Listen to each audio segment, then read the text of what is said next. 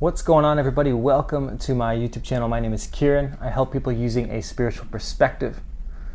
And I want to talk today about taking a break, about the never-ending cycle of production and completion that we sort of force ourselves to go through in order to feel worthy of just being here, being present, wearing clothes, going out with people, eating, relaxing. There is so much effort that is put forth into being something, into being Kieran, into being Samantha or Joseph or Timothy or Seagulface, whatever your name is. There's this pressure to be that individual that lives inside of your head, that lives somewhere between your feet and the top of your scalp. There's this pressure to be that thing, to be human, to be a brother or a sister or a good son or a good daughter or a mother or a father or a cousin or a family member or a member of society or a worker, an employee, an artist, a creator, an entrepreneur, a businessman, a comedian, a good person, a spiritual person. There's a lot of pressure to be a spiritual person. You go on this awakening journey and it becomes a test, a competition to see who can become the most spiritual. Nobody really dissects what that means. Nobody talks about what it entails to be spiritual. Is it to somebody who's nice to everybody blatantly, just for no reason at all? Is it somebody who's the most sincere person they can be? Is it someone who simply understands themselves at the most fundamentally deep level that they possibly can and continues to seek that out? Are the only people that is considered spiritual Eckhart Tolle or Sadhguru? Are these spiritual masters, are these people that are far removed from the everyday life of us? Is their wisdom and their lifestyle supposed to be our wisdom and our lifestyle? What does it mean? Where's all the connection? There's a lot of pressure. There's a lot of pressure to do things, to be this idea. And the mind just has ideas, just ideas about things that you should be, good, bad, this, that, better, worse. There's so much comparison in our mind that it becomes very, very hard to ever just exist, to just be okay, to sit here, look out a window, watch life, or to relax, lay down, to read a book, to exist for a full 24-hour cycle without feeling like you haven't done enough. If I didn't make this video, am I okay? Is my lack of subscription count compared to somebody else doing the same type of thing that I do evidence that I'm a failure? Is the fact that you or me or someone else doesn't have a house and 2 kids and are married by the time that they're 30 indicate that they failed at life, or that their path is the wrong one? I implore everybody watching this video to take a break, to be okay with stopping for a moment, because ultimately life doesn't care. Life does not have an opinion on you. Life does not think to itself, because there is nothing to think, that, oh, James and Kieran and Samantha and Julia, these people should be doing better. These people should have X and Y. They should be doing this or not doing that. Life has no opinion. The universe does not care. The capybara does not give a shit about you. The Chinese person living in some village does not care about you. You do not care about them. I'm not saying that we all lack empathy, but there is a distance between the huge vastness of the cosmos and even within the 7 billion odd people on Earth, that while the closeness and connection exists on a human level, the emotional and fundamental reality of life is being alone. There is a central theme and lesson within the spiritual awakening that involves being alone. And it's not just being alone for being alone's sake.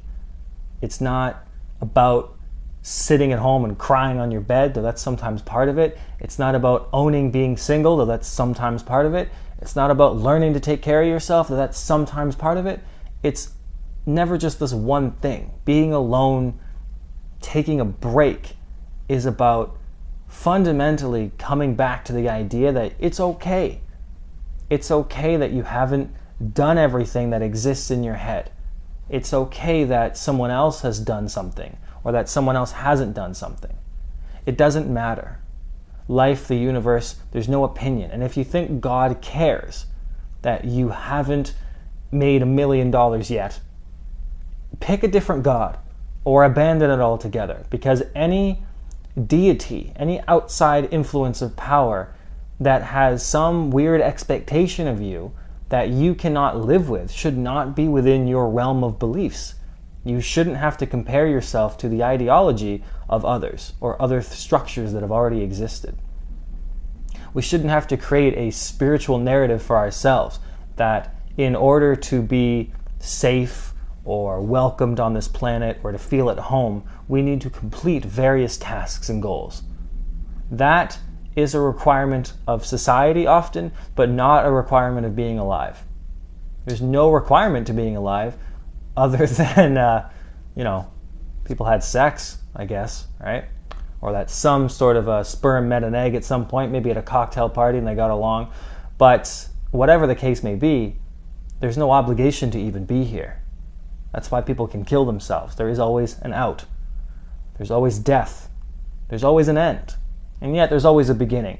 And between those two sort of infinite and weird points in time, there's just space.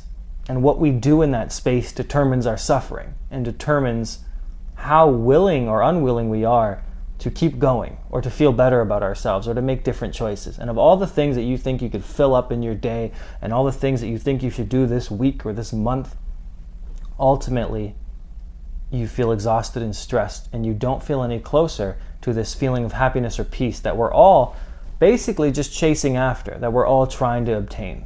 So we're all just trying to feel peaceful. And yet, ironically, the peace is not found in the goal's completion. The peace is found just saying, fuck it, I don't care anymore, I don't give a shit. I'm done. I don't care. I'm just going to sit here and relax. I'm going to take a break. I'm going to rest. I'm going to put my feet up. I don't feel like doing something today. I don't feel like going to the gym. I don't want to make that video. I don't want to go meet up with friends right now. We don't do these things because we think that we're going to miss out on life. But we're not going to miss out on life.